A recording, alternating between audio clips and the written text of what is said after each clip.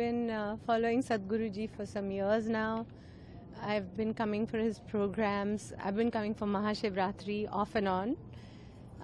And every time I have seen it has been becoming bigger and better and grander.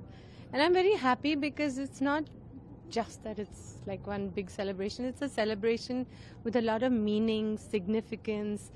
There's religion, there's science in it. And so that makes it deeper, more meaningful. And it brings us closer to our own culture. So that's all the many reasons that I come here for. Each and every year you come here, do you do your yoga regularly? And when you come here especially for MSR, how do you see it? Along with a huge crowd and different things? So yes, I do yoga. I've been doing yoga for years. I do Sadhguruji's meditations sometimes.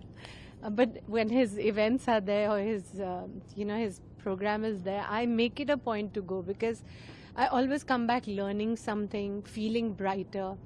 And the meditation that he makes you do is always it makes you very still, very calm, and you want to stay in that moment. So Mahashivratri, when you come, there's many people in the whole complex. It's very busy. The volunteers are so busy arranging everything. And I must say, I have to compliment all of them. The way they take care of everything, not just of us, but of every detail. I am amazed at how such an event with so many people can go smoothly. It's all because they do it. And how are they able to do it? I think it's the energy that that they sort of absorb from Sadhguruji or this place or the significance of meditation, spirituality. But I also like coming here when it's quieter, when there's no event, and you go for the practices like they did some Klesh Nashana Kriya for me yesterday. And it was the first for me, and it was just I could have kept sitting there, but they said, Abhi, it's over, now you can go.